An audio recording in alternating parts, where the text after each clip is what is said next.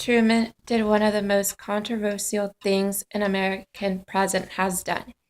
He approved of an atomic bomb being dropped on the Japanese cities of Hiroshima to end the war in the Pacific and to prevent the massive American casualties in the invasion of Japan. What did the people think of Truman's controversial action? Did they think it was something good or bad? Well, I was young during that period, but I think that as Americans, we all pretty much supported the end of the war and victory for America. However, as the years progressed and we realized the horror of a nuclear blast and what it had caused the Japanese people, I think Americans have rethought nuclear power. The Korean War was a civil war from 1950 to 1953 between North and South Korea. It soon became international with the United States leading it. The United Nations supported South Korea, and the People's Republic of China supported North Korea. In June 25th, 1950, North Korea surprises South Korea. North Korea headed quickly toward the capital city of Seoul. Then the United States and South Korea marched into North Korea. The United States comes in because South Korea needed aid. Why did the United States get involved? This was a non communist country against a communist country. And the United States wanted to support a freedom loving people that were trying to establish a country where they would have rights similar to what the United States offers. And so it was a fight for a more democratic type of government against a communist regime. McCarthyism was a hunter for communists in the United States. He investigated in everything. He ran for president but wasn't nominated because of his conduct. How did people respond to him? Did they believe in him or did they think he was crazy?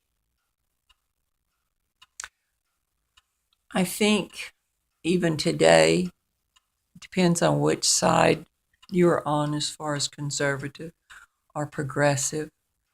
Generally speaking, I think that he was excessive and didn't establish proofs. But the fact that he was fighting communism, people still feel very strongly against communists. And I think support his right to protect the United States. The Cold War and after World War II, the United States and the Soviet Union were the world's strongest nations. Their different ideas as superpower led to the Cold War. In your opinion, was this a good reason to begin a war?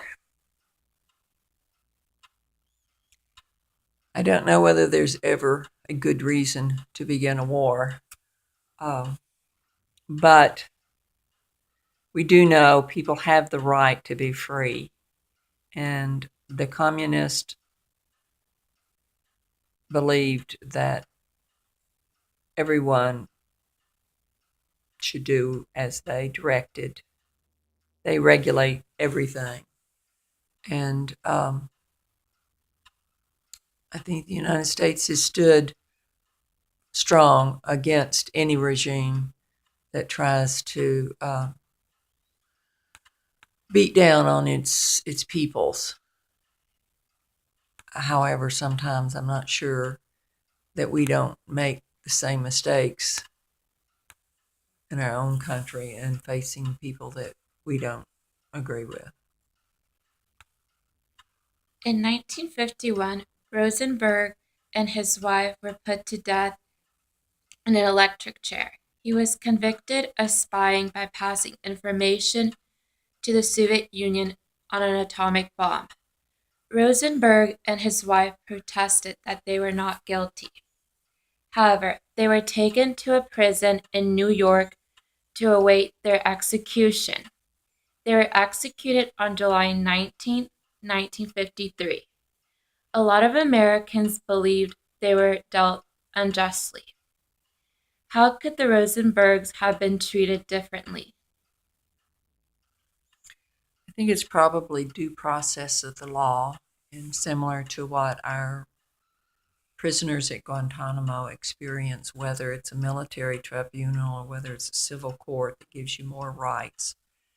I don't know whether the Rosenbergs were given the opportunity to defend themselves and to present the full information that was available. I suspect that given the controversy of the times and the radicalism of the fight against communism and the Cold War, that under the guise of patriotism, some of their civil rights were overlooked. Eisenhower led the Cold War. He placed emphasis on nuclear weapons and the power to prevent the outbreak of another war. Did people go for or against Eisenhower taking them to war? I think generally speaking, because this was not a war that had a body count, that people supported it as much out of pride and arrogance. America wants to be the biggest and the best, and had no problem standing against a Russia that wanted to do the same. So in competitiveness, you always want to win. But I think, generally speaking, Americans support a democracy rather than a communism. In 1957, 9 African American students attempted to attend Central High School, an all-white school, through federal troop escort, but they were denied. How did the people react and feel when they heard that 9 African Americans were to attend an all-white school? Living in Little Rock at the time, the people that I was around supported Faubus in shutting down Central High so that blacks could not attend. I was raised in a very prejudiced family, and we did not, or the family did not, support equality between the races. However, I attended a Catholic high school, St. Mary's, was raised as a Catholic, so was encouraged to a more Christian approach. And our high school groups on the buses tried to support the black kids going to school. And I remember in our French class, the teacher had been asked to translate a telegram from French students to the black students, encouraging them and supporting them in their efforts. But within the family and the town community, other than the school, very staunchly in favor of Faubus's action. Okay. Then on September 25th, 1957, they were allowed to attend a full day of school. A riot broke out and they were abused throughout the school year. The Sputnik. On October 1st, the Sputnik was launched by the former Soviet Union. It was the beginning of a space age because it led to many new developments. An artificial satellite about the size of a basketball orbited Earth in 98 minutes. How was this a path to a better and more advanced country? I think the space program is exciting. I equate it with the early explorers and discovering America and the other countries and expanding the world. I think eventually we will be a part of space. I think there have been many scientific advancements learned from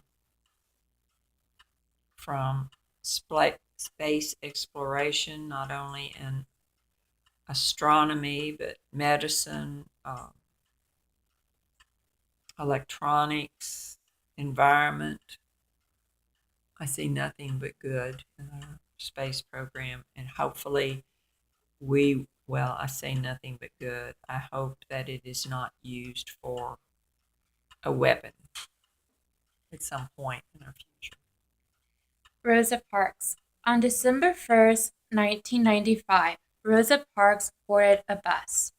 She was arrested because she refused to give her seat to a white person. If you had been in her place, would you have done the same? No, I don't think I would have had the courage to do the same. While I understand her position, and she had legal rights that were not being allowed her, when it came down to a personal decision, I doubt that I would have been able to do it. I would also like to comment in regards to the Central High affair, is that everybody in Little Rock was so against integration that um, a separate high school was opened up for whites only after that. The Hollywood Blacklist. It started in 1947 when the House Un-American Activities Committee HUAC summoned Hollywood actors suspected of being communist. Some became known as the Hollywood 10. They were fined, served time in jail, and were blacklisted. They had a hard time finding a job. The Hollywood 10 believed this went against their rights. How were any other rights violated? Well, I think because there was not always an investigation, a strong investigation, did not have to be a strong connection to communism. Uh, some of it were just hints. But in any case, I think we have, since we are a country built on freedoms, we have the right to believe in different types of government, just like we have a belief, a religious freedom to believe different faiths. But as long as we are not fighting against our government, we're not illegally involved in something that would harm our government, then we have a right to inform ourselves and to be involved in other groups and organizations that we feel would be the betterment of mankind. Facts. The poodle skirts came in many patterns.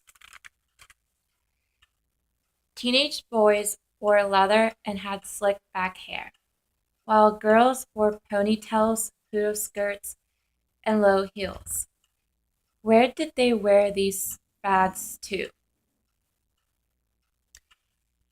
Well, most anywhere they would wear them to the high school, except at St. Mary's still had, or certainly had, uniforms even at that time, even though not the houndstooth, but a solid navy blue skirt. Um, but afterwards, kids would go to soda fountains, go out for a Coke, etc., and dress up in their poodle skirts, or go to the movies together and dress up. So it was just pretty much semi-casual affair. The girls at that time did not wear slacks that much, so skirts were the thing. 3D movies. They brought people back to movie theaters after an increase in production of television. What 3D movies did you and your friends go and see? Well, I didn't like 3D movies that well because of problems with my eyes and the fact that I don't like things jumping out at me. For some reason, I think there was a Mighty Joe Young movie done in 3D. And I also remember some Western, but I don't know the name of it. So I can't name 3D movies but I went to all of them because movie going was one of the main entertainment ideas that kids had at that time, and it was cheap. We didn't pay 25 cents to go to the movie. Music. Music from African Americans rose and had success. Many whites were stealing music from them. Rock and roll helped to bring the gap between blacks and whites together. African Americans moved to urban cities for jobs. This caused the birth of rock and roll, the rhythm, and the blues. How did these two how did these two groups share something in common with the different types of music? Well, I think one of the things about the black entertainers was through music. Maybe that was one of the first ways that people forgot to look at color because we all liked the different songs that the group sang. I know Nat King Cole was black and Johnny Mathis was black, and they were both very popular. But we didn't think of them as black entertainers, so music was a way for us to cross cultural boundaries. Dances. The jitterbug, the stroll, and the twist were famous dancing styles. The jitterbug was a swinging dance. The stroll was a slow rock and roll dance. And the twist was a crazy dance in which you had to move your hips. Which of these dances were the was the dance that most people enjoyed? I think the faster dances, both Jitterbug and the Twist, appeal to the younger generation more than the Stroll. Think all of these were like different. It was kind of an evolution of the dance. I think the Jitterbug came out after the war, and then for the slow dances, you had the Stroll, which I don't really remember that very well, and then the Twist. So it's kind of anything goes these days, but whatever was the fastest and the quirkiest, that's what the kids all like. Restaurant and drive-ins. Fast food restaurants and drive-ins rose. How did the people respond to these new eating places? I think maybe at first, maybe they were a little slow, at least in Little Rock, catching on. We did have a few drive-ins, but they weren't really just youth hangouts. Um, they served alcohol, etc. So some people went to some of the drive-ins for sandwiches and all, but not a great deal. Um, but then Dairy Queen came to Little Rock, and then some of the other uh, places opened up, kind of like Sonic, where you had microphones where you could place your order and go to, and so more kids participated in that. But there again, I think that after the war, more kids learned how to drive and had use of the family car. or maybe had their own car. So that was the thing to do then, to fill up the car with all of your friends and go to a drive-in and get a Coke and see who else was hanging out there. Television. Television was a source of entertainment. I Love Lucy was a popular television program. Televisions made it easier for people to see faraway events as they happened without leaving home. Later on, reality performances were performed for the first time. How did the passing of information faster and reality performances bring more attention to televisions? I think, I guess, like Jacques Cousteau